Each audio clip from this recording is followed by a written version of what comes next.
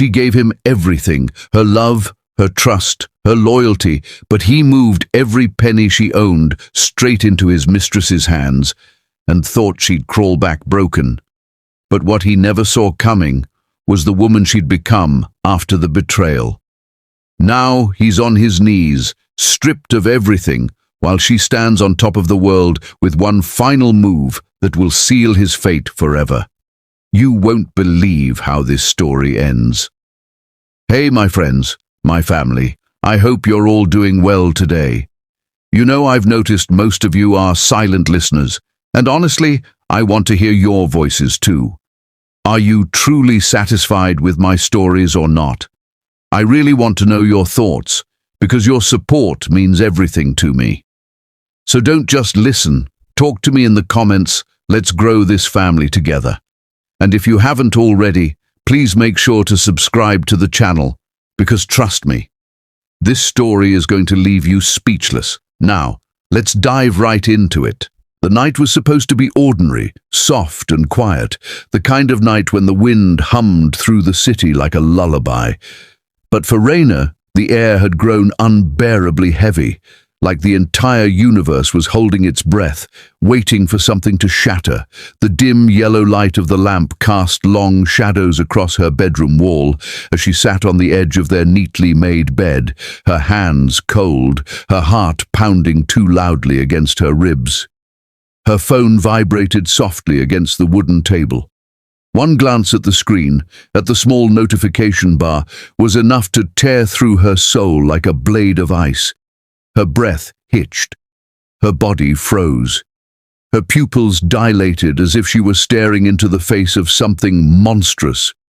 It wasn't a message from Ethan. It wasn't a call. It was a bank notification, one that would change everything. Her thumb trembled as she tapped it open. A single sentence glared back at her like a cruel joke.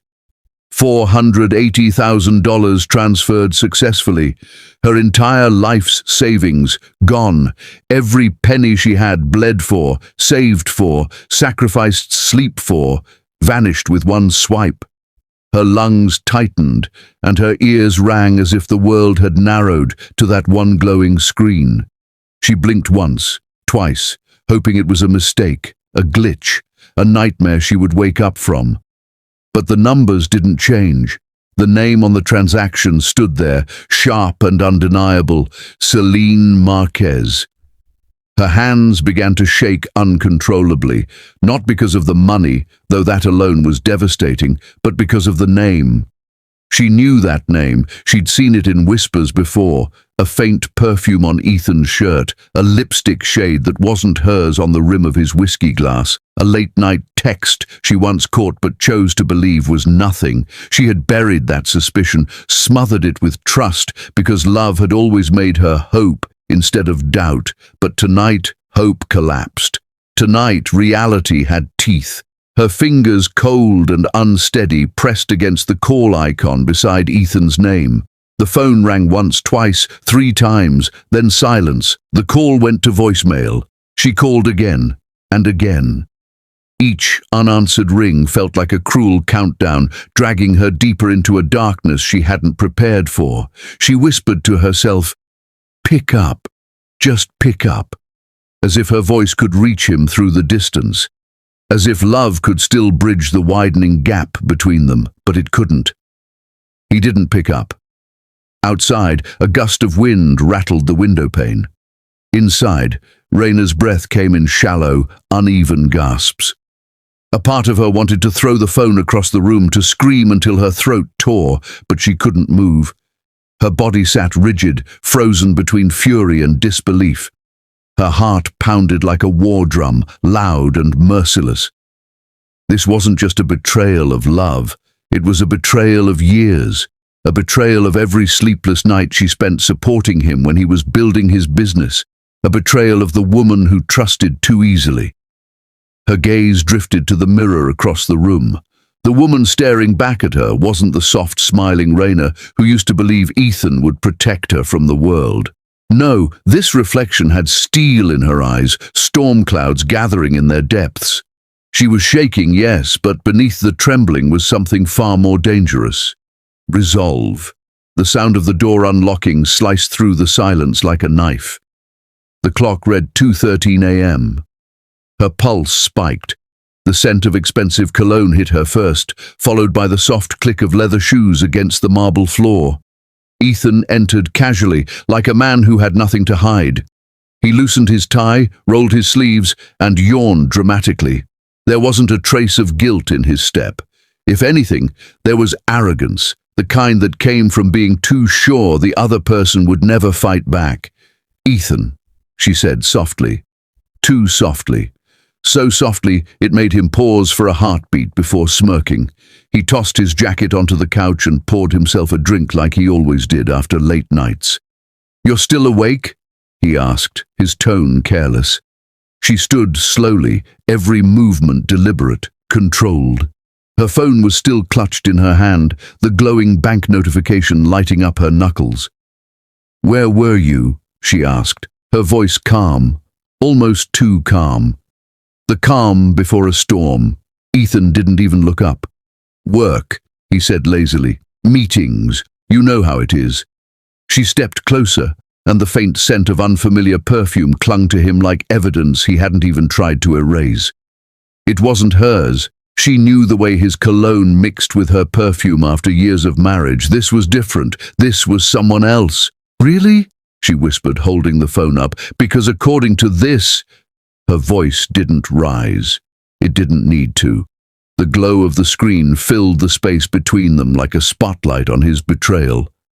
Ethan froze for half a second, barely perceptible, but she caught it.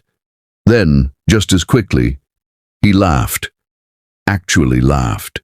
"It's just money, Raina," he said, as if her entire world hadn't just been stripped from her. "Why are you making it sound so dramatic?" Her chest burned. "Money that was mine, money I saved, money I trusted you with." Ethan sipped his drink, leaning back like a man too confident in his power. "You're my wife. What's yours is mine, right? Besides—" His lips curved into a smirk. "I'll handle everything. You don't have to worry about things like this." She stared at him, and for the first time saw not her husband but a stranger. Raina's nails dug into her palm. His arrogance didn't just hurt, it scorched. This wasn't the Ethan she'd fallen in love with. This was a man drunk on power and the thrill of his own cruelty. She walked closer until she could see the reflection of her phone screen in his eyes. "Who is Celine?" she asked. His glass froze midway to his lips, just for a breath, but she saw it. The flicker. The tiny crack in his mask. Then he shrugged.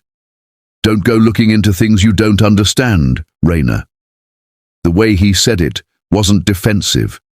It was threatening. Her throat felt tight, but her voice was steady. "You stole everything from me."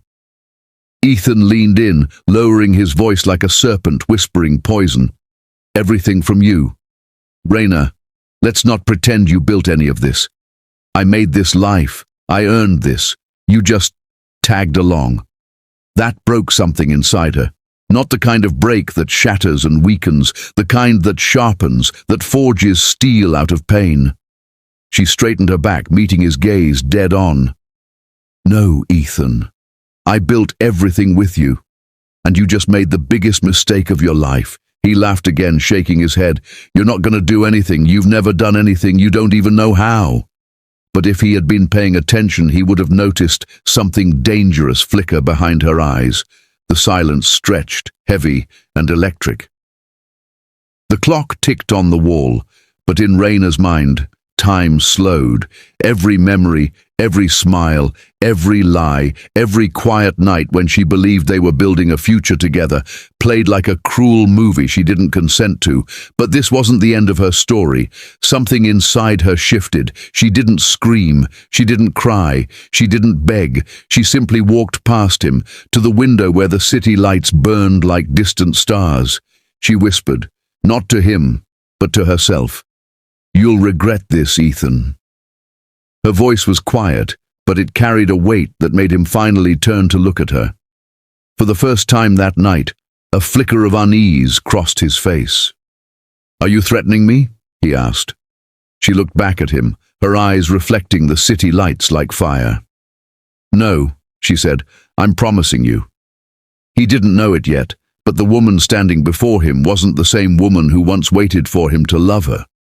Ethan chuckled, shaking his head like she'd just told a joke. He grabbed his drink, took a sip, and walked toward the bedroom. "Go to sleep, Raina. You're being dramatic. Tomorrow you'll calm down, like always." But tomorrow wouldn't be like always. Tomorrow would be different. Because tonight, something had awoken in her. The door clicked shut behind him, and she stood alone in the living room, bathed in the glow of the city. The fear was still there, coiled like a snake in her chest, but beneath it, something stronger burned. A storm. A plan she didn't even have words for yet. She looked at the transaction message one last time. Celine, his mistress. The woman who thought she could steal what Raina had built. Ethan thought Raina was weak. But weakness was a mask she'd worn out of love, out of trust. And now, that mask had cracked. And Ethan had no idea the woman he mocked was about to become the woman who would burn his entire empire to ash. Her fingers slowly curled around the phone as she whispered into the night, "You just declared war, Ethan, and I don't lose." But that night, Ethan had no idea Raina had just started a war that would burn everything he built. 2.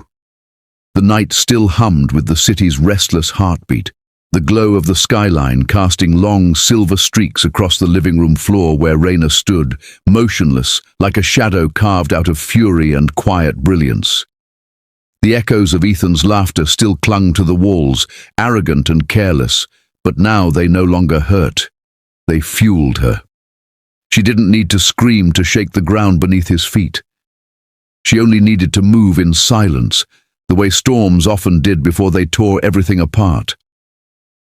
She walked to the window and pressed her fingertips lightly against the cold glass, watching the city breathe beneath her. He thought she'd break. He thought she'd collapse the way she always did, but this time was different. She wasn't just a wounded wife. She was a woman reborn in the flames of betrayal.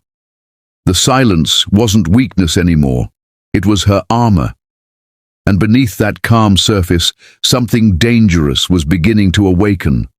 Hours bled into one another like ink on paper as she sat in the dim light, her phone still showing the name, Celine Marquez, on the screen.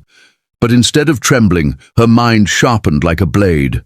Memories flooded in, but they no longer burned. They became fuel. She remembered the night Ethan came to her with nothing but a dream, the night she believed in him enough to pour every cent of her savings into building their empire. She remembered signing the company documents together, her name on every legal page, her signature woven into its foundation like steel. And she remembered every late night she spent doing the unseen work while he got the glory. He thought she was just the quiet woman behind his throne. But in reality, she was the throne. And thrones don't beg, they reclaim. And Ethan had no idea she was still holding the one card that could turn his kingdom into dust.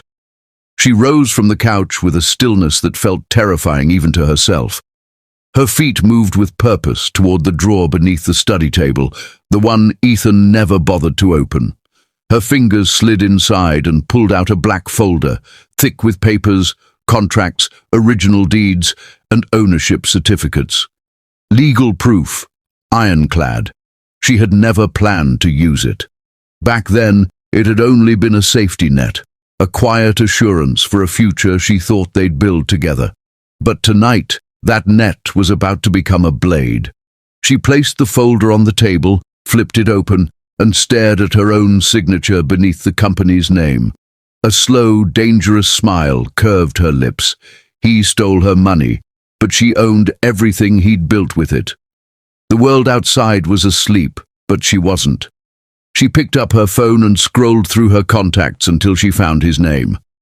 Lucas Bennett. Childhood friend, brilliant lawyer, the boy who once stood under the rain with her when no one else did. She hesitated for a second. Not because she doubted him, but because this call meant she was stepping into a war she could never turn back from. Then she pressed dial. The phone rang once, twice. Then a warm, deep voice answered, "Raina." For a heartbeat, her throat tightened. She had spent so long being silent that speaking now felt like breathing fire. "Lucas," she said, her voice low but steady. "I need your help."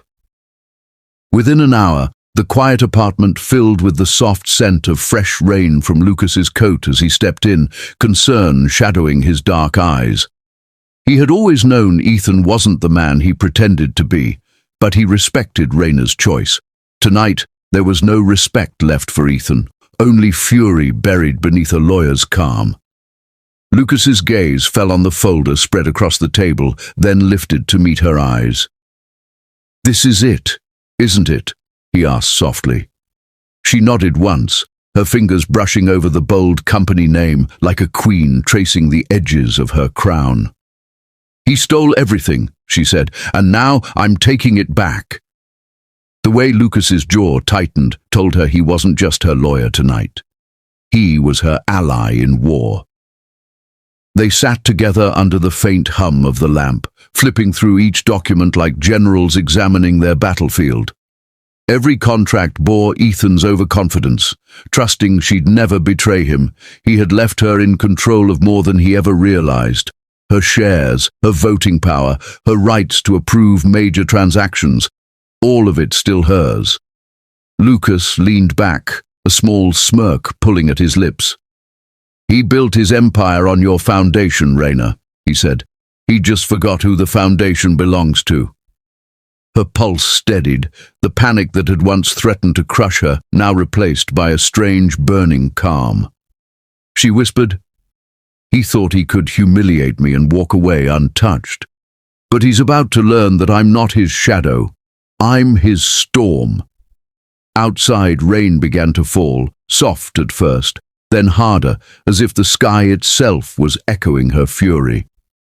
Lucas slid a legal document across the table, a power of action notice that would freeze Ethan's access to company funds the moment she signed it. One signature, and his empire would begin to tremble. She picked up the pen slowly, her fingers steady, her heart eerily calm.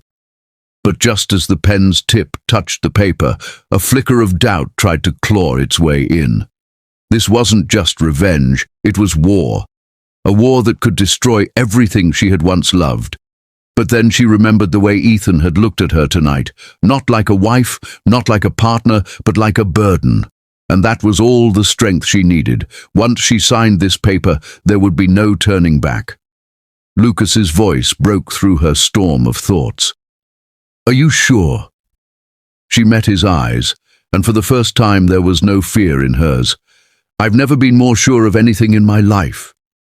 He watched her for a long moment, then nodded, the flicker of something deeper, something unspoken, shining behind his gaze. Lucas had loved her for years. He had watched her fall for a man who never deserved her. And now, he would stand beside her as she took back what was hers. She pressed the pen down and signed. Ink bled across paper, like a declaration of war. And in that moment, the quiet woman Ethan mocked transformed into a queen, reclaiming her throne. Lucas exhaled softly, a grin tugging at the corner of his mouth. "That's my girl," he murmured under his breath, not as a claim, but as a warrior's salute. She closed the folder, locking the weight of her decision inside it. The rain outside grew louder, echoing against the glass like the march of something inevitable. Ethan was out there somewhere, probably in some luxury hotel suite, wrapped in silk sheets with Celine, laughing, drinking, celebrating his illusion of control. He thought she was home, crying into a pillow, but instead, she had just pulled the rug out from beneath his feet. She could already picture the look on his face when he realized who held the real power. She turned to Lucas. "Freeze the accounts. Notify the board. I want every door he built with my money closed." Lucas nodded without hesitation. "Consider it done." He reached for his laptop, his fingers flying across the keyboard like a soldier loading a weapon. She watched him work, the clicking of keys mingling with the storm outside. For the first time in years, she didn't feel small. She didn't feel powerless. She felt like herself again, the woman she had buried beneath Ethan's shadow, the woman who had built everything. But what neither of them knew was that Ethan wasn't as oblivious as they thought. Miles away, in a luxury hotel suite, Ethan's phone buzzed on the nightstand beside a half-empty glass of champagne. He was sprawled across the bed, Celine curled against him, a smirk on his lips, as he reveled in his own arrogance. But when he picked up the phone and glanced at the alert blinking on the screen, his grin faltered, his brows furrowed. A flicker of irritation, then unease passed over his face. Something wasn't right. He sat up slowly, the weight of an unfamiliar threat creeping beneath his skin. "What's wrong?" Selina murmured sleepily. Ethan didn't answer. He just stared at the notification like it was a warning he couldn't yet read. He thought Raina would stay broken. He never imagined she'd strike first. And as Raina's signature dried on the paper, Ethan's smile began to die. Back in the apartment, she stood up and walked to the mirror, the same one she had stared into the night before when pain ruled her reflection. But this time, her eyes were different. No more trembling, no more fear, just a quiet, dangerous fire. She ran a hand through her hair and whispered, "You wanted war, Ethan.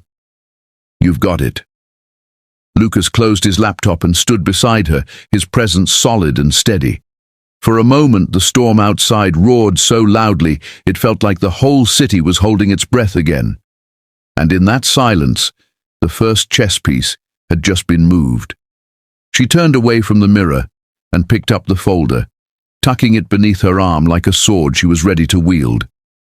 Her heels clicked against the wooden floor as she walked toward the door, every step echoing the birth of the queen Ethan never saw coming. "This isn't just about revenge," she said quietly. "This is about taking back everything he thought he owned, including me." And as she signed the first legal document, she had no idea. Ethan was already making another deadly move behind her back. 3. The city's morning light spilled through the skyscrapers, slicing through the heavy clouds like a blade, but inside the glass fortress of Ethan's company, the air carried a chill far colder than winter. The echo of heels striking polished marble broke the silence like a war drum, announcing the arrival of someone who no longer belonged to the shadows. Raina sat in his chair, the chair he used to lean back in, commanding the world like it was his kingdom. But now the king's throne belonged to someone else. Her posture was regal, unshaken, her back straight, her gaze fixed on the panoramic view behind his desk as if the empire outside already answered to her. The gold morning light brushed across her face, making her look almost untouchable. This wasn't the soft woman who once cried behind closed doors. This was a queen ready to begin the game, and Ethan had no idea the rules had changed overnight.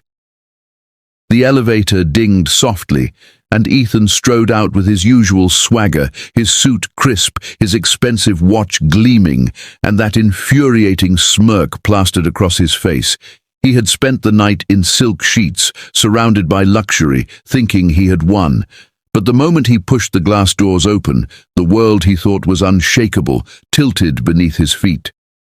His confident steps faltered as his eyes locked on the sight before him. Raina, in his chair, her legs crossed, the ownership folder resting elegantly on the desk like a loaded gun. His smirk froze, cracked, and slipped away. "What the hell are you doing here?" he demanded, his voice cutting through the room like broken glass. But Raina didn't flinch. She turned her head slowly, meeting his glare, with a calm that burned deeper than rage. "This isn't your chair anymore," she said softly, almost sweetly, but her voice carried the weight of power. "This isn't even your company anymore." For the first time in years, Ethan felt a flicker of something he wasn't used to: fear. He barked out a short laugh, sharp and hollow, trying to reclaim the upper hand. Raina, stop playing games. This is my company, my empire. You don't belong here anymore. She rose slowly from the chair, the black silk of her outfit flowing like water, and leaned forward, placing her hands lightly on the desk. Your company? She repeated, her voice a whisper wrapped in steel. She slid the folder toward him with 2 fingers. Read, Ethan. He stared down at the familiar logo on the document, but as he flipped the pages, his smirk bled away entirely. Line after line of legal text carved the truth into his chest like a blade. Her name, her signature, her shares. Controlling shares, not minority, not equal. Controlling. The foundation of the empire had always belonged to her. His hands tightened on the papers until his knuckles turned white. This can't be real, he whispered, more to himself than to her. But it was real. And it was the beginning of his fall. It's real, Raina said softly, walking around the desk like a predator circling its prey. Every deal you signed, every contract you filed, every board decision. You needed my signature. You forgot who put the first stone in this empire, Ethan. You built everything on my foundation. And now... She paused, letting the silence press against him like a weight. I'm taking it back. He slammed the folder shut and threw it on the table, stepping toward her with that old arrogance, the one that once used to scare her into silence. But this time, she didn't move back. She stood there, unshaken, her chin slightly lifted. You wouldn't dare, he hissed, his voice low. She smiled then, a slow, dangerous smile that made his chest tighten. I already did. For the first time, he wasn't the hunter. He was the hunted. Outside the office glass, employees moved nervously, feeling the tension radiate like a storm waiting to break. Lucas stood at the far end of the corridor, leaning against the wall with his arms crossed, watching everything unfold. He wasn't just her lawyer now, he was her shield, her silent ally. And he knew this was only the opening move in a war that would leave one of them on the ground. Ethan's hands curled into fists, his jaw clenching as he tried to snatch the documents off the table. But Raina leaned forward, placing her manicured hand on the folder before he could touch it. Careful, she said softly. These papers have more power than your temper ever did. You can't scream your way out of this one. His eyes flashed with anger. You think you can humiliate me like this? She tilted her head, her earrings catching the light like small sparks. No, Ethan. I don't think. I know. And for a heartbeat, the empire he ruled began to crack at its very core. She stepped closer, close enough that he could see the calm fire burning in her eyes. You took what was mine. You stole my money. You gambled with my trust. You laughed while I cried. And now... She leaned in, her voice dropping to a whisper sharp enough to cut skin. I'll take everything you think is yours. He opened his mouth to speak, but no words came. Because deep down, beneath the layers of arrogance, he understood she wasn't bluffing. His phone buzzed once on the table, but he ignored it. Too consumed by the woman standing in front of him like an executioner wearing a queen's crown. You're bluffing, he finally spat out. You won't survive in this world without me. You don't have the stomach for power. She gave a small, amused laugh that echoed against the glass walls like a warning bell. Oh, Ethan, she whispered, you still don't understand. I built this world with my bare hands. I don't need you. You needed me. And with every word she spoke, Ethan felt the ground beneath his empire crumble.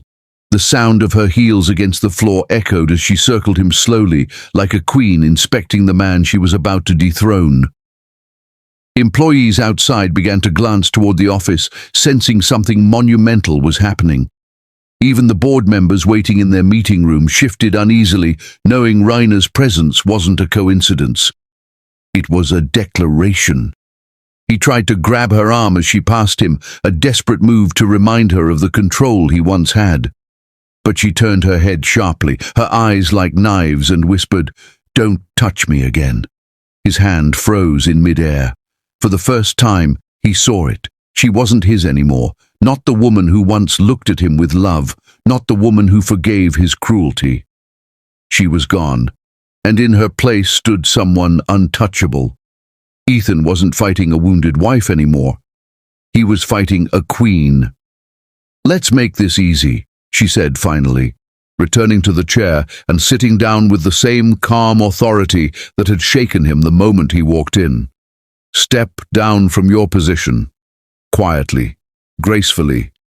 Keep your name on the door if that makes your ego feel better. But the power—" She tapped the folder with one red-tipped nail. "Belongs to me now." His chest heaved with fury. "I will destroy you," he hissed.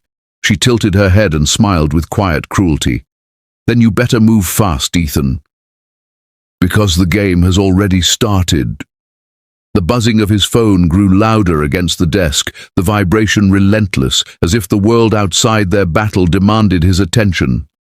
He grabbed it finally, irritation etched into his features, but the moment he saw the name flashing across the screen, his breath caught. Celine. He swiped it open, expecting some playful message to boost his ego. But instead, what he saw made his skin go cold, because in this game, even his mistress wasn't loyal. Raina watched the color drain from his face, her fingers steepled under her chin like a woman watching a chess piece being cornered. His eyes flicked across the message again and again, disbelief tightening every muscle in his jaw. Whatever Celine had sent, it wasn't sweet words or soft affection. It was a threat, a shift, a betrayal, the kind he never saw coming. She rose slowly, adjusting her blazer like a queen adjusting her crown. "You should probably answer that," she said, her voice smooth, soft, devastating. "Your empire is calling." Ethan's phone buzzed with a text from Celine that made his face pale, because even his mistress was about to turn on him. 4. The night hung heavy over the city like a velvet curtain, the lights of the luxury penthouse flickering through the floor-to-ceiling windows where Celine stood in front of the mirror, admiring the diamond necklace resting on her collarbone. She tilted her head, running her manicured fingers over the cold gemstones, a slow smile curling on her painted lips. To her, this necklace wasn't just jewelry, it was a crown, proof that she had won a game most women lost. She believed she had taken everything from Raina, Ethan's money, his attention, his bed, and soon, his future. She didn't know that beneath that polished surface, the cracks were already spreading like invisible fractures in glass, waiting to shatter. She turned to Ethan, who was lounging on the leather couch, a half-drunk glass of whiskey in his hand, grinning like a man convinced the world belonged to him. "You should have seen her face when she realized I moved the money," Ethan bragged, laughing without realizing how much the walls around him were closing in. Celine laughed with him, but inside, unease clawed at her. Raina wasn't the type to go down quietly, and Celine knew that. Earlier that day, Celine had overheard whispers of Raina walking into Ethan's company with papers in hand, whispers of the boardroom going silent when they realized she wasn't just the wife Ethan had betrayed, she was the owner who held the real power. That image haunted Celine's mind like a bad omen. She had worked too hard, played too many games to end up empty-handed now. She leaned against the counter, swirling the wine in her glass, her mind spinning with calculation. She had always seen Ethan as a stepping stone, not a destination. He was charming, yes, and wealthy, but he was also arrogant and careless. And now that Raina was back in the picture, the castle Celine had built on Ethan's stolen money was trembling. She smirked to herself as a dangerous idea began to form in the back of her mind. If Ethan could betray his wife, what made him think she wouldn't betray him too? Meanwhile, across the city, Raina sat in Lucas's office, her posture sharp and composed, dressed in black like a woman ready for war. The room was filled with files, financial statements, account records, property deeds, all trails leading back to Ethan. Lucas handed her another folder. "With these documents, we can freeze everything he owns within 48 hours, he said, his voice calm but firm. Raina's eyes didn't flicker with emotion. She was beyond pain now. She was focused. "Do it," she whispered, her tone laced with a quiet fire that even Lucas felt burn through the room. She signed each paper with the precision of someone carving her name into destiny. She remembered Ethan's mocking laugh the night he emptied her savings, remembered the way he'd looked at her like she was nothing more than a weak woman. That memory was the match that kept fueling her fire. Back at the penthouse, Celine leaned closer to Ethan, her perfume filling the room like a trap. "Ethan, listen to me," she purred, though her tone held a sharp edge underneath. "Raina isn't going to just walk away. She's going to ruin you. You need to move everything to my accounts, now." Before it's too late, Ethan frowned, his fingers tightening around his glass. "Why would I do that?" "It's already safe," he said, arrogance dripping from his voice. Celine rolled her eyes, her irritation slipping through the cracks of her polished facade. "You're underestimating her. And underestimating a woman who's been betrayed is the stupidest mistake a man can make." Her words cut through the air like a blade. Ethan's jaw tightened. A part of him wanted to ignore her, but another part, the part that knew Raina better than anyone, felt a flicker of unease. She wasn't the type to just disappear. Raina's legal motions were already moving faster than Ethan could imagine. Lucas filed injunctions to freeze Ethan's personal and business accounts. Emails began to pour into the company's legal department, creating quiet chaos beneath Ethan's unaware smile. Raina walked out of the office that night, heels clicking like the rhythm of war drums, knowing every step she took was leading Ethan closer to his downfall. She didn't need to scream or cry anymore. Power didn't need to raise its voice, it spoke through action. The next night, Ethan and Celine sat at a candle-lit table in an exclusive restaurant, the kind where crystal chandeliers cast soft golden light on faces and wine cost more than a month's salary. Ethan leaned back, arrogant and smug, enjoying the illusion of control. "See?" he said, brushing Celine's hand. "She can't touch me." "I've made sure of that." Celine forced a smile, though inside she was calculating every angle of his downfall. She didn't love him. She loved the power his name brought her. The waiter placed the bill on the table, and Ethan handed over his black card without a second thought. But when the waiter returned with an awkward look, Ethan's smile faltered. "Sir," the waiter said carefully, "your card has been declined." For the first time, a shadow crossed Ethan's face.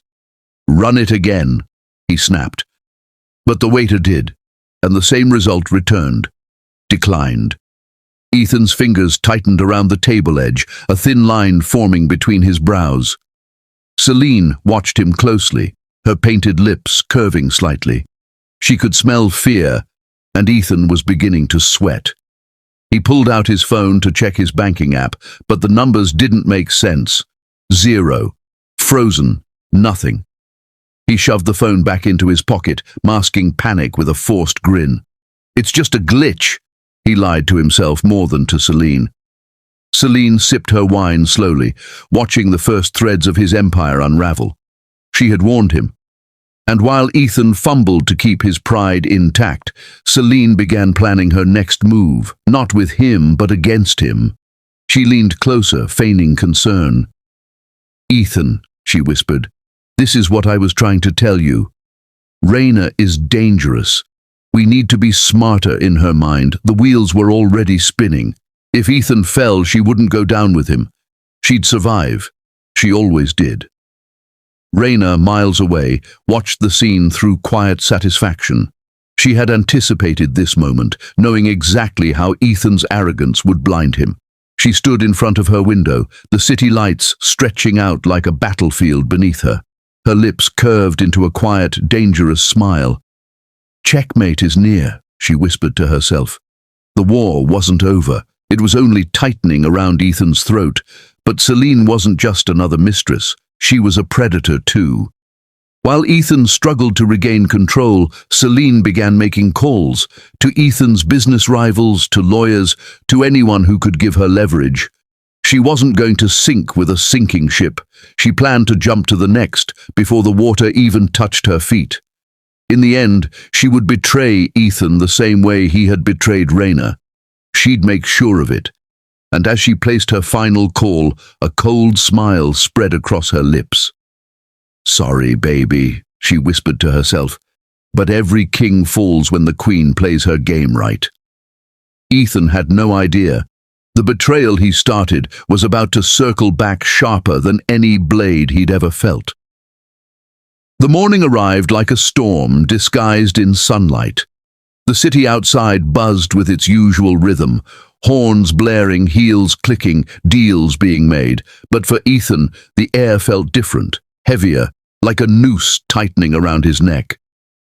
He sat alone at the edge of his bed in the penthouse, his tie hanging loose around his neck, staring at the notification on his phone. Court summons. His once untouchable world now sat in the palm of Raina's hand, and for the first time, the mirror didn't reflect a man in control. It reflected a man cornered. He ran a hand through his hair, trying to steady the tremor in his chest. This wasn't supposed to happen. Raina was supposed to break, to beg, but she didn't. She fought back, and worse, she was winning. Across town, Raina stood in front of the courthouse, the early morning wind brushing against her hair like a quiet anthem of power. She wore a tailored black suit, her chin held high, a woman who no longer carried the weight of betrayal on her shoulders, but the armor of strategy and purpose. Beside her stood Lucas, calm and steady, his presence like a shield she never knew she needed until now. He was tall, with a composed strength that didn't need to roar to be felt. The way he looked at her wasn't with pity, but with respect, admiration, and something softer, a love that had been buried beneath years of friendship. He adjusted his cufflinks and leaned closer. "This isn't just about taking him down," Lucas murmured, his voice low but firm. "This is about taking your life back." For a moment, Raina's guard faltered, not because she doubted herself, but because of the warmth in Lucas's eyes. His love had always been quiet, never demanding, but today it felt like a storm she didn't know how to face. She had been betrayed, broken, humiliated. Trust had become a foreign language. And yet, here he was, a man who never left, a man who never took, a man who never lied. She exhaled slowly, grounding herself. She wasn't here to fall in love, not yet. She was here to win. But part of her couldn't ignore the safety in his presence. Inside the courthouse, whispers filled the air like ripples on a still pond. Everyone knew this case was going to be explosive. Raina's quiet return to power had already made headlines. Ethan had been painted as the golden husband, the successful businessman. But the truth was about to walk in, wearing heels and a suit, carrying legal documents like swords. Ethan arrived with his lawyer, his expensive suit doing little to hide the tension etched across his face. His jaw clenched when he saw her standing there, radiant, untouchable, and not alone. His eyes narrowed on Lucas, tall, calm, confident, standing close to her like a fortress. "Who the hell is that?" Ethan muttered to his lawyer, though the answer didn't matter. He already hated him. Raina turned just in time to meet Ethan's glare. She didn't flinch. She didn't look away. She gave him the kind of smile that wasn't warm or kind. It was sharp, like the edge of a blade pressed against the skin. It said, "I'm not your victim anymore." Ethan took a step forward, but Lucas subtly shifted, placing himself between them without saying a word. The protective gesture wasn't loud or dramatic, but it sent Ethan a message. She's not alone. Not anymore. The hearing room smelled of polished wood and tension. The judge hadn't even arrived, but the atmosphere was already electric. Ethan's lawyer whispered strategies into his ear, but Ethan wasn't listening. His gaze was fixed on Rayna and Lucas, and the sight of Lucas's hand brushing lightly against Rayna's, steadying her, made his stomach twist. He had never felt threatened by anyone before, not in business, not in love. But now, for the first time, fear coiled in his chest like a living thing.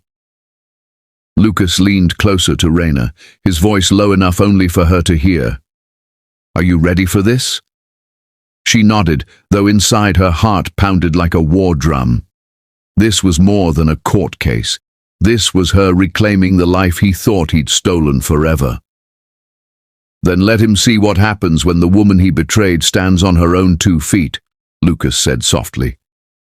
She smiled, not because she was unafraid, but because she was finally done being afraid. Ethan's arrogance cracked the moment he saw Lucas hand Rayna a stack of neatly organized files, legal proof that could strip everything from him. He recognized the name on the legal firm's header, Lucas Grant, a man with deep connections, an untouchable reputation, and the kind of wealth Ethan could never control. Ethan's stomach dropped as realization set in. This wasn't just Rayna fighting back. She had someone powerful at her side, someone with resources, someone who loved her enough to burn him down without blinking. Rayna turned toward Ethan as the bailiff called the court to order. The room fell silent, and the sound of the judge's gavel echoed like a gunshot. Ethan expected her to look nervous, to fidget like she used to when he controlled everything. But she stood tall. She looked at him with calm fire, a queen walking into her battlefield.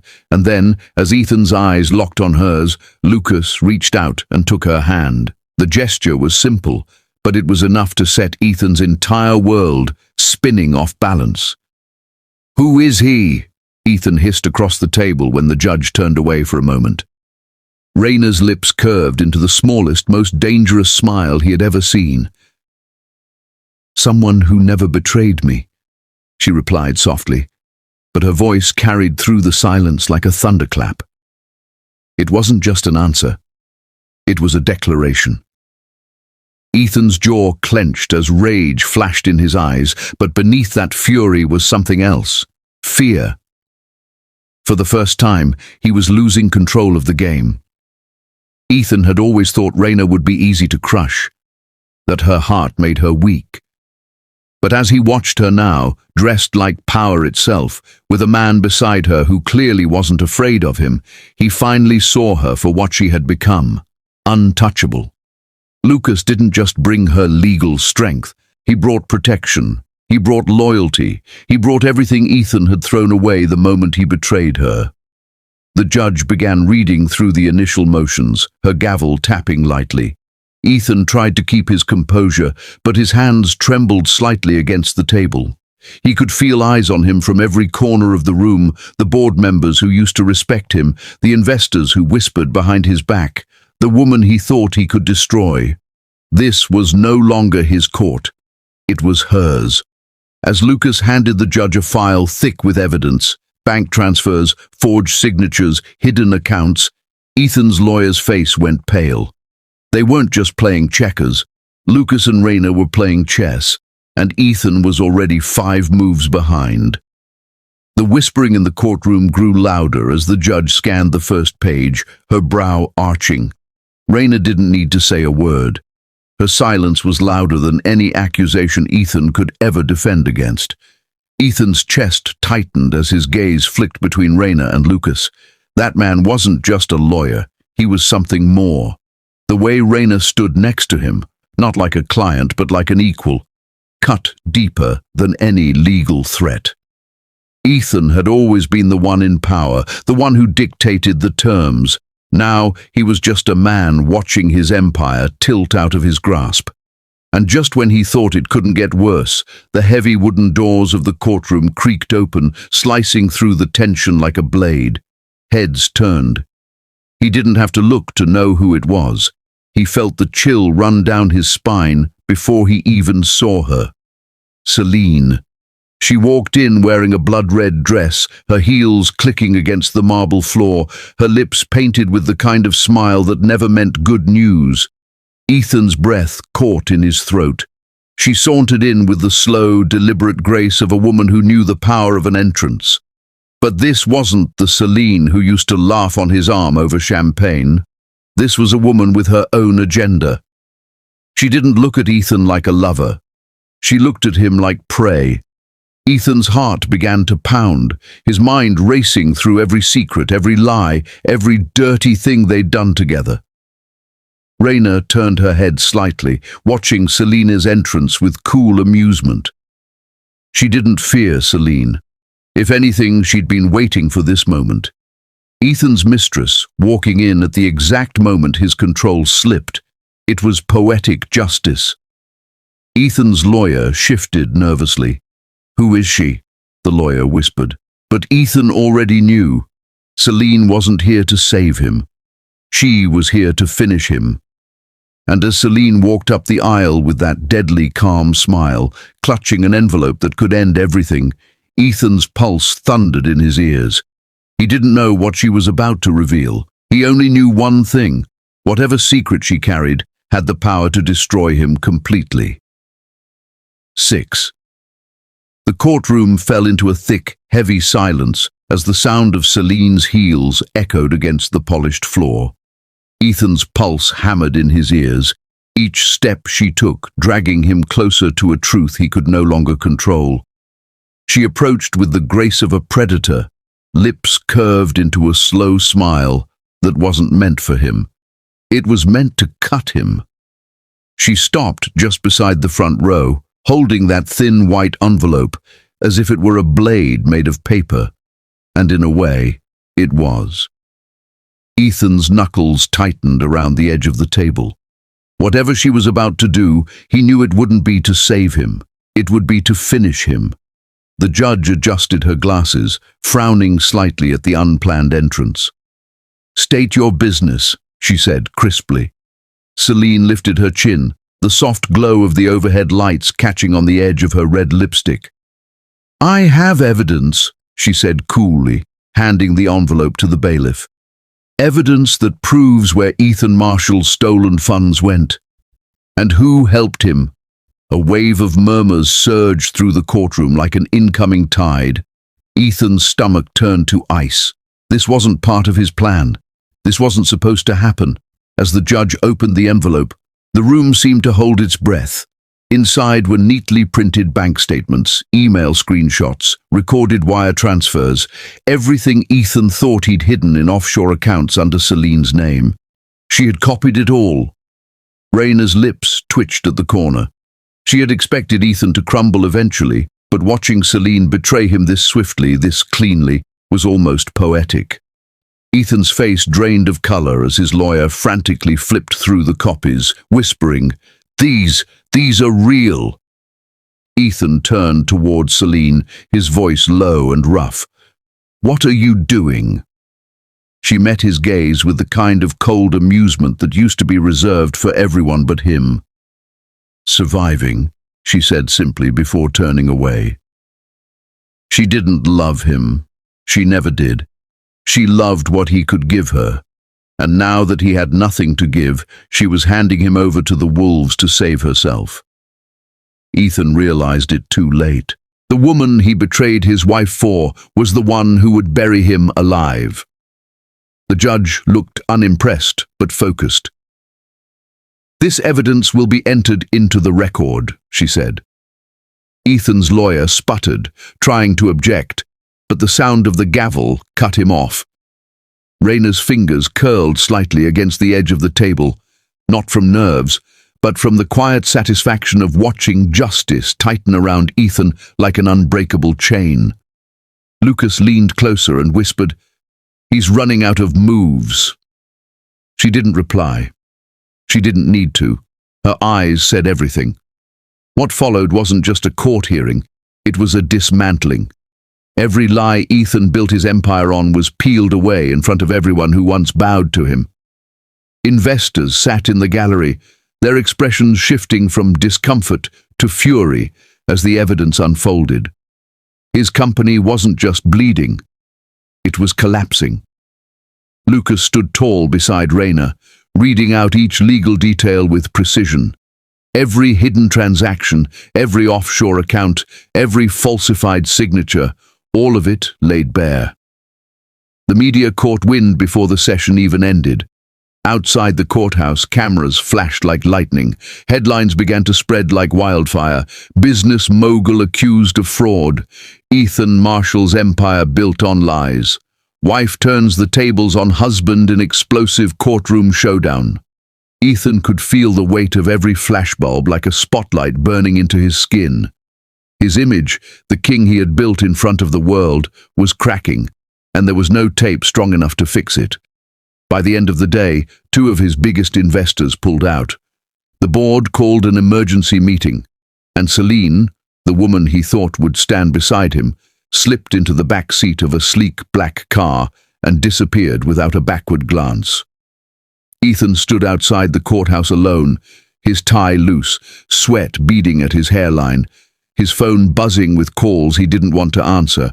One by one, the pillars that held up his kingdom were falling. Meanwhile, in her office, Raina sat behind the very desk Ethan once thought she'd never touch. She ran her fingertips across the polished surface slowly, deliberately, letting the weight of everything sink in. This was the same office where he once made decisions that crushed her. Now it was hers. She didn't raise her voice or laugh like a victor. She didn't need to. Power wasn't loud. It was quiet. It was in the way she could breathe without fear now. Lucas stepped inside, closing the door gently behind him. "It's over," he said, his voice steady. "The accounts are frozen. The board sided with you. And Ethan, well, he's cornered." She nodded slowly. She could still hear his voice in the past, telling her she was weak, telling her she couldn't live without him. Those words used to shatter her. Now they made her stronger. "He thought he was the king," she murmured, more to herself than to Lucas. "But even kings fall." Ethan didn't take the fall quietly. That night, he stormed into her office like a man who had nothing left to lose. The guards tried to stop him, but she lifted her hand calmly. She wanted to see this. He burst through the door, his hair disheveled, his suit wrinkled, the scent of expensive cologne mixed with the bitterness of desperation. The once unshakable king was reduced to a man whose empire had turned to sand in his hands. Raina didn't rise from her chair. She sat there, composed, legs crossed, back straight, every inch of her screaming control. "Get out," Lucas said coldly from beside her, but Ethan raised his hands as if surrendering. Please just let me talk to her," he muttered, his voice hoarse, a shadow of the man who once barked orders. Lucas hesitated, then stepped back, but his eyes never left Ethan. Ethan stumbled forward, dropping to his knees right in front of her desk. For a heartbeat, Raina almost didn't recognize him. This wasn't the same man who had looked her in the eye and transferred her life savings to his mistress. This wasn't the man who laughed when she said he'd regret it. This was someone hollow, someone broken. His voice cracked when he whispered, "Please, Raina, I made a mistake. I need you." The words hung in the air like a bad joke. She stared down at him with eyes that had once held love for him, then pain, and now nothing. Not hatred, not warmth, just a cold, glacial stillness. He had begged her once. She had begged him once. She had begged for love, for loyalty, for the man she thought he was. And he had walked away. Now the roles were reversed. "You need me," she repeated softly, each word dipped in steel. Ethan looked up, searching her face for a hint of softness. There was none. Her lips curled into a faint smile that wasn't cruel. It was final. "When I needed you, Ethan, you chose someone else. When I cried for you, you were in someone else's bed. When I fought for us, you fought against me. And now you need me?" She shook her head slowly. "No." Ethan reached for the edge of her desk, as if trying to hold on to something that was already gone. His empire, his pride, his illusion of control. "I can fix this," he whispered. I'll make it right. I'll give everything back."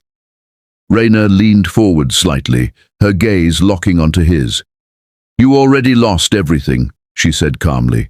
"And what's worse, you lost me long before that."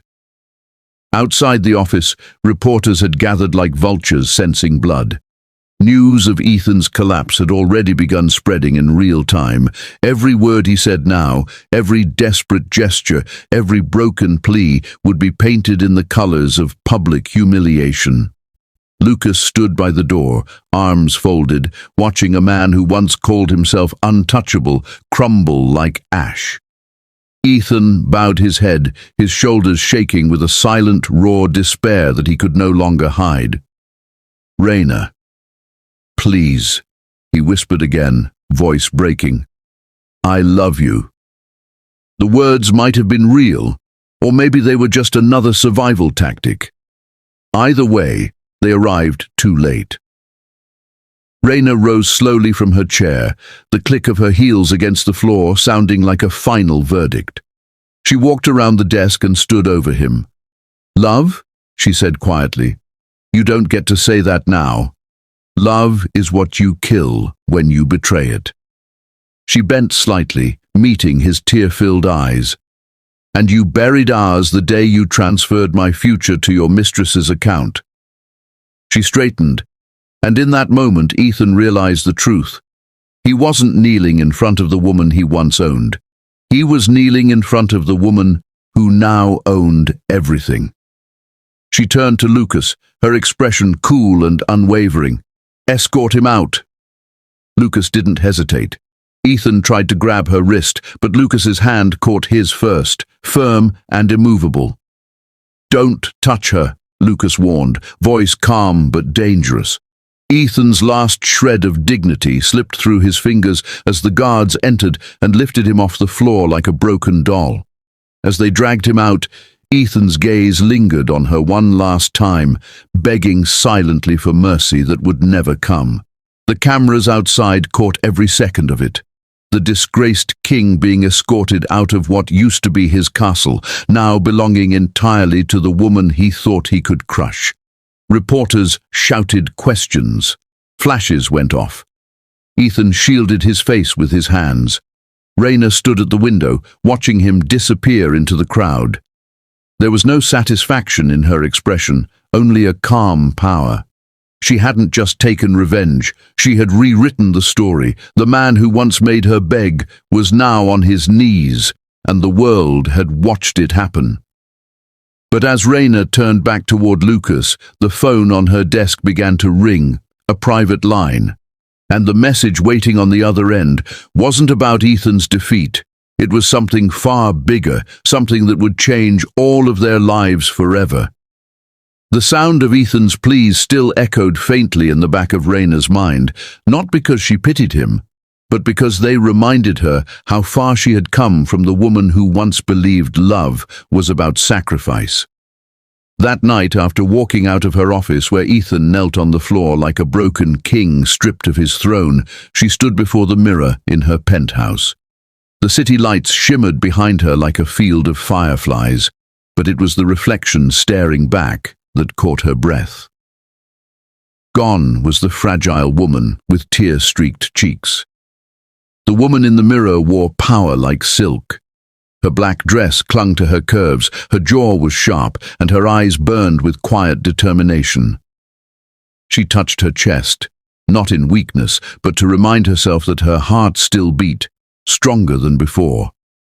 Somewhere deep inside, a small whisper of her old self asked, "Will this power ever be enough to heal?" Lucas entered the room quietly, his presence warm and unthreatening. Unlike Ethan, he never announced himself with arrogance or control. He simply stood by the doorway, holding 2 glasses of sparkling water, his tailored suit perfectly pressed, yet softened by the gentle curve of his smile. "You look like a queen," he murmured. Raina's lips curved slightly, not out of vanity, but because for once someone saw her strength instead of her pain. She turned to face him fully, the weight of the night still clinging to her shoulders. But with him there, It felt lighter. "Queens don't cry," she whispered, half to herself, half to him. He stepped closer, his voice steady. "Queens don't need to. But they can, if they trust someone enough to catch their tears." Her breath hitched, not from weakness, but because she realized, for the first time in years, she wasn't alone. The following week, while the world watched Ethan's empire collapse like a sandcastle in the tide, Raina and Lucas quietly built something new. They worked late in her office, drafting new company structures, redirecting investments, and creating a vision that wasn't just about vengeance. It was about legacy. Lucas often glanced at her while she worked, watching the way her brows furrowed in concentration, how she chewed on her pen when she was deep in thought, how her power radiated from quiet confidence rather than noise. He didn't interrupt. He simply made sure there was coffee when she needed it, warmth when the nights grew too long, and silence when her strength needed room to breathe. In those quiet glances, something unspoken began to burn between them. One night, while rain tapped against the glass walls like a gentle drum, Raina found herself staring out at the city she once felt too small to conquer. Lucas approached slowly, placing a soft wool coat over her shoulders. "You've been standing here for an hour," he said gently. She didn't look at him. "I spent years giving my heart to someone who only knew how to break things. And now, I don't know what to do with a heart that finally belongs to me." His voice was soft but firm. "Then keep it. Guard it. And when you're ready, trust someone who will hold it like the crown it is." For a fleeting second, Raina felt something dangerous and beautiful. Hope. The charity gala came like a storm of lights and whispers. It wasn't just another event. It was her statement to the world that Raina Blackwell was no longer Ethan's shadow. The ballroom was draped in gold and ivory, chandeliers dripping light like diamonds, guests dressed in their most extravagant attire. Cameras flashed as she entered, arm linked with Lucas's. Every step she took on the marble floor was a declaration. She had returned, not as the betrayed wife, but as the woman who owned her throne. Reporters shouted questions, investors whispered her name with respect, and even the people who once pitied her now lowered their gaze in awe. In the corner of the room, a pair of eyes watched her with venomous envy. Lucas's hand brushed against hers, a small, grounding gesture that reminded her she wasn't walking this path alone. He leaned close, his breath warm against her ear. "This is your night," he said softly. "Not mine. Not his. Yours." Her lips parted in a soft, genuine smile, the kind she hadn't felt in years. "It doesn't feel like revenge anymore," she admitted quietly. "It feels like freedom." He looked at her like she hung the stars in the sky. "That's because it is." The music swelled, and for a moment the world blurred. She allowed herself to dance, not for display, not to prove a point, but because she could. Lucas took her hand, and the two moved in sync, not needing words. She felt the safety of his arms, the warmth of his steady presence, the quiet way he made everything else disappear. No lies, no betrayal, just two souls standing where pain once lived, rewriting their story without a script. Just beyond the marble archway, a figure watched, hands clenched around a small black envelope. Later that night, as the gala quieted and the guests turned their attention to speeches, Raina stood on the stage beneath a sea of lights. She spoke not about pain, but about rebuilding, about women who rose from ashes, about power that was earned, not stolen. The applause thundered through the room, but it was Lucas's quiet, proud smile that anchored her. It wasn't love born out of saving. It was love rooted in respect. Somewhere outside, in the shadows, Ethan's car pulled up to the curb. When the night ended, and the last of the guests left, Raina walked out to the balcony, the cool night air brushing against her skin like a whisper of everything she'd survived. Lucas joined her, hands in his pockets, eyes soft. "You've built an empire out of your pain," he said. Not everyone can do that. She tilted her head toward him. I didn't build it alone. He smiled. You could have. But I'm glad you didn't. Their eyes locked, and for a heartbeat the world stood still. Behind them, the sound of a door creaking interrupted the fragile magic between them. Raina turned slowly, and there he was. Ethan. The man who once believed she'd never stand without him. His suit was wrinkled, his hair a mess, his once proud shoulders slumped beneath the weight of everything he'd lost. But in his hand was something small, black and ominous. A thin smile crept across his lips, not of love, not of regret, but of someone who believed he still had one last card to play.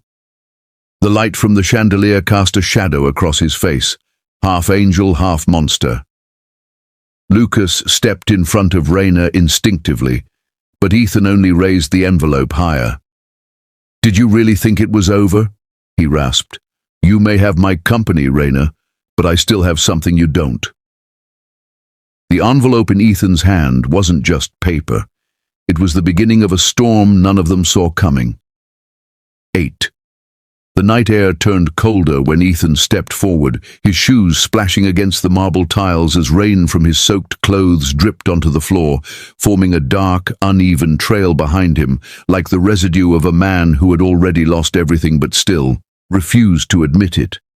The black envelope in his hand looked harmless at first, but the way he gripped it, tight, desperate, as if it was the last rope keeping him from sinking, made Raina's heartbeat slow and steady, like a lioness watching a cornered animal. She didn't flinch. She didn't move back. She had already looked into the eyes of betrayal before, and survived. Lucas shifted slightly closer, his body between her and the man who had once held the power to destroy her. But tonight, Ethan wasn't holding power anymore, just ghosts. Ethan's eyes, once full of arrogance, now shimmered with something else, an unsettling mixture of guilt, rage, and a twisted hope. You think you've won, Raina, he said hoarsely, his voice breaking under the weight of sleepless nights and cheap whiskey. But this is the last card you didn't see coming. His fingers tapped the edge of the envelope, as if daring her to ask. Raina tilted her chin upward, refusing to give him the satisfaction of seeing fear. I've seen all your cards, Ethan, she said evenly, and I burned the deck. Ethan's smirk returned, faint but sharp, like the blade of a dying knife still capable of cutting. He tossed the envelope onto the balcony table between them, the paper landing with a soft, almost elegant sound that didn't match the tension twisting through the air. The wind caught the corner of it, flipping it open just slightly, and Raina saw a flash of something inside, photographs, legal documents, maybe something darker. Ethan watched her eyes narrow, and it made him chuckle bitterly. You've taken everything from me, he rasped, stepping closer, his soaked suit clinging to his frame like a shroud. But I still know how to make your world shake. Lucas's jaw tightened, but Raina raised a hand subtly to keep him from reacting. She wanted Ethan to finish whatever performance he thought he had. The storm outside seemed to mirror the storm building inside that balcony. Ethan's voice grew lower, almost conspiratorial. You think the world sees you as the queen now, but queens have secrets too, and I made sure to keep one, just in case. Raina stepped forward, not backing away from him, but closing the distance on purpose, her heels clicking like gunshots on the floor. You taught me never to trust a man with secrets, she whispered coldly. That's why I stopped loving you the day you chose someone else's bank account over our life. His mouth opened, but no defense came. Just the sound of rain hitting the balcony rail like bullets. For the first time, he looked like a man who realized his own power had expired. She slowly opened the envelope, her fingers steady, controlled. Inside were a series of photographs, grainy, black and white, but unmistakably tied to something she didn't yet understand. She flipped through them carefully. There were signatures, locations, property titles. Ethan watched her closely, desperate to catch even the smallest flicker of fear. "Everything you built," he said, leaning in, "is sitting on a crack you never saw. And I've been waiting for the perfect moment to let it break." Raina met his gaze head-on, unblinking. "You waited too long." A flash of lightning illuminated Ethan's face, and for a split second she saw the man who once kissed her forehead every night. But that man was gone. The following days turned into a quiet storm of legal strategy and silent warfare. Ethan tried everything, calls, threats, even late-night visits, but none of it worked. Raina no longer reacted like the woman he once manipulated. Instead of pleading or flinching, she moved with precision. She gathered her team, called Lucas, involved her most trusted legal experts, and traced every line of those documents Ethan had tried to use as a weapon. What he thought was a sword turned out to be a paper shield, because years ago she had already taken measures to protect her name from the very kind of man he had become. Ethan didn't realize it yet, but the game he was playing was already over. Rain became a familiar rhythm in those days, almost as if the universe itself was trying to wash away the last remnants of their story. Ethan stood outside her office building more than once, in the pouring rain, his suit clinging to his shivering body, his hair plastered against his forehead, eyes hollow like someone watching the castle he built crumble stone by stone. Inside, Raina moved like a queen who no longer looked back. She finalized her ownership transfers, turned every business tied to his name into hers, and with Lucas by her side, rebuilt everything Ethan had taken for granted. Her voice was calm in every board meeting, her presence commanded every room. But Ethan, broken and soaked in the rain, refused to vanish quietly. One evening, as she stepped out of her glass office into the echoing hallway, she found him standing there again, like a ghost that didn't understand it, no longer belonged to the living. His eyes were red, his hands shaking. "Raina," he whispered, and the way he said her name was almost foreign now, like a stranger trying to speak a language he'd forgotten. "Please, just listen." But Raina wasn't the same woman who once froze when he raised his voice.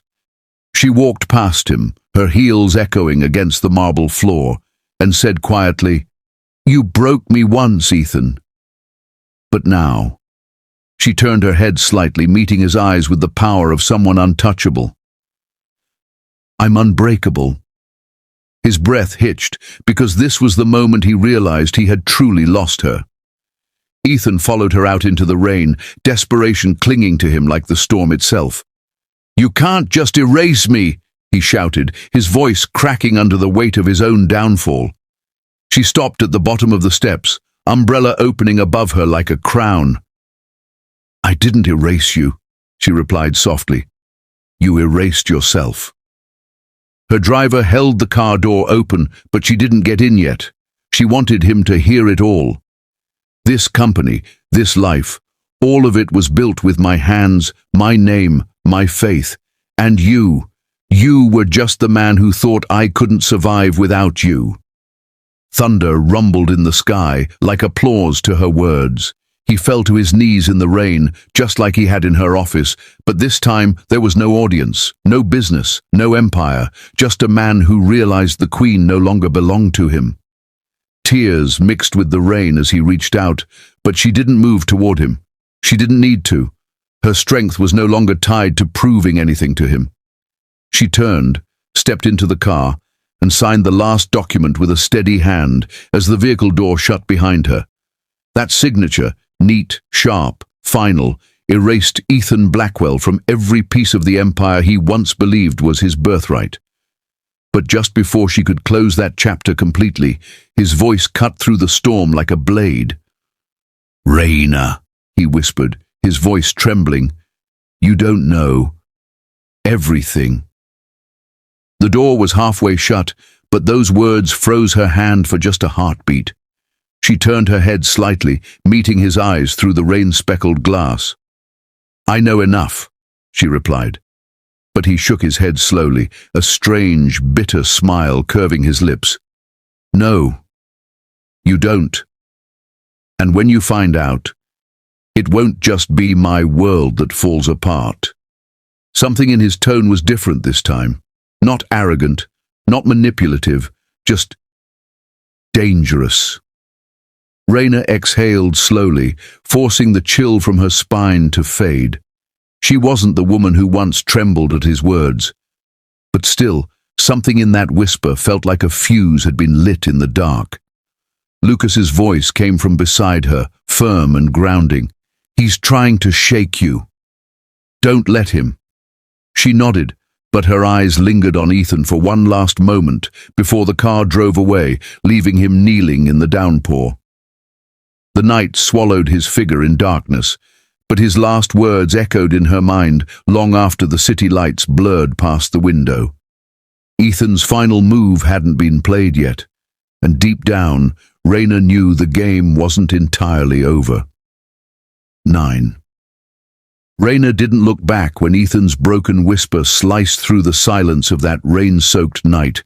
She walked forward like a storm cloaked in elegance, the sound of her heels echoing against the marble hallway like the steady beat of triumph.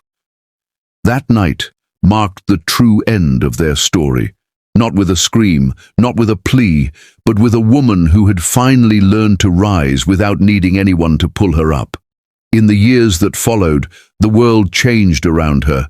Empires rose and fell, fortunes came and went.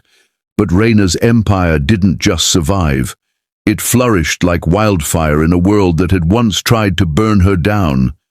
The city skyline had become her throne, and every glittering light beneath her penthouse balcony felt like a victory she'd carved out with her own bare hands. Her name had become power, her company a symbol of strength, and her story one whispered in awe through boardrooms and whispered in envy by those who once doubted her. Lucas stood behind her, silent yet unwavering, his presence warm and steady against the chill of the evening breeze. When he slipped his arm around her waist, the warmth of his hand didn't claim her.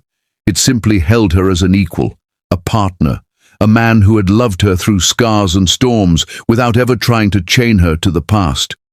Raina leaned back slightly, her head resting against his shoulder, and for a brief moment, the woman who had been forged in fire allowed herself to breathe in peace.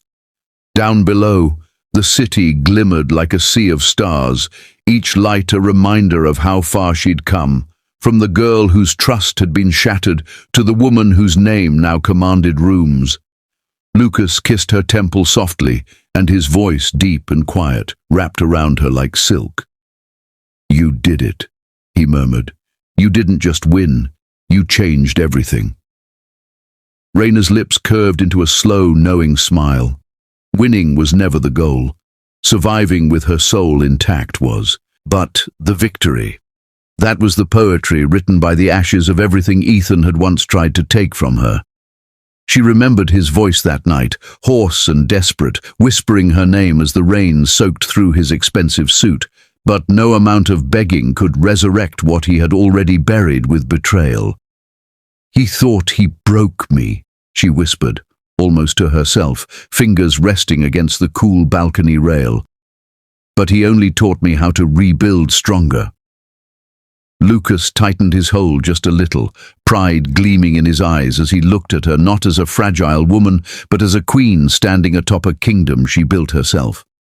Far away in a dimly lit apartment, Ethan sat alone on a sagging couch, the rain still falling outside, as though mocking the man who once believed the world revolved around his power. The empire that had once made him untouchable was gone. The people who had once bowed to him had turned their faces elsewhere. And the woman he had underestimated was now untouchable, far beyond his reach. He watched the news, her face glowing across the screens, her smile radiant, her company announcing another major acquisition. It burned, not because she had everything, but because she had everything without him. Raina had built her empire not on revenge alone, but on brilliance, resilience, and strategy. Her business empire stretched across continents now, her name etched in gold where his had faded into dust. Ethan clutched an empty glass, knuckles white, whispering her name like a prayer that would never be answered. He'd tried to ruin her, but she'd become something no man could control. Power wrapped in grace. Back in the penthouse, Lucas opened a folder on the table behind them. Inside was a file marked Final Act. Raina's fingers brushed the cover slowly, her eyes gleaming with a mix of satisfaction and calm control. She didn't need to destroy Ethan. The world had already watched him crumble under the weight of his own greed. But she did have one final surprise, one thread carefully pulled over years, waiting for the perfect moment to tighten. "Are you sure?" Lucas asked, though his tone already knew her answer. Raina turned to face him, her black dress flowing like liquid midnight, her eyes sharper than they had ever been. "He thought the storm was over," she said softly. "But this is the part where I show him. I was the storm all along."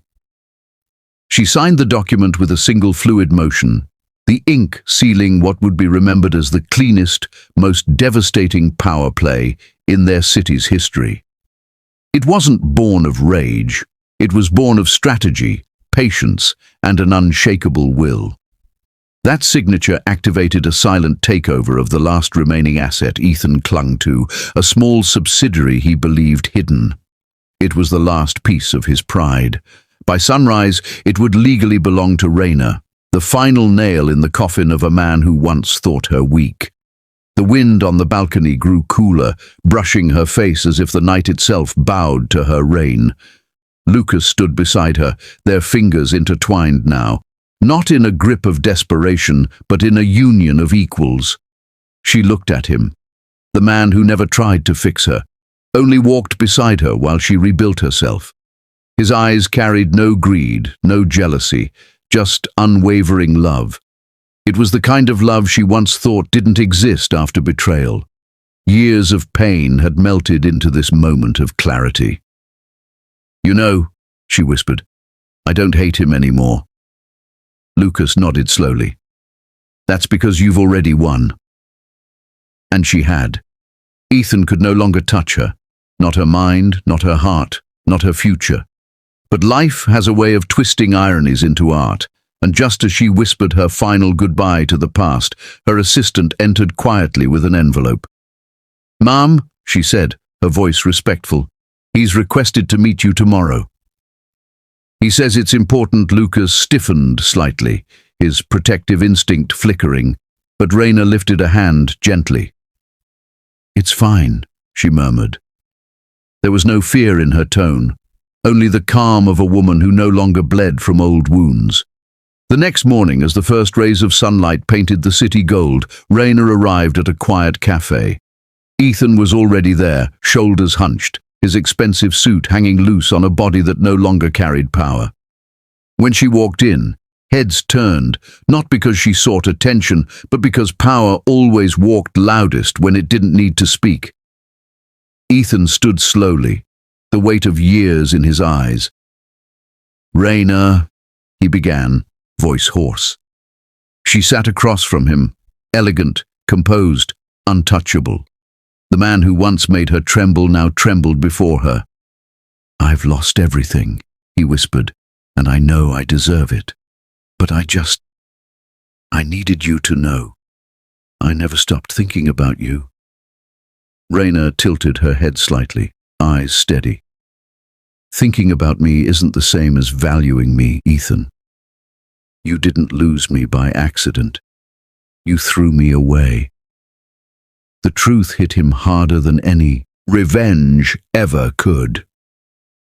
She didn't raise her voice, she didn't gloat. She simply stated the truth, and the silence that followed felt heavier than a scream. Ethan's hands shook as he slid an old ring box across the table, the one she had once worn.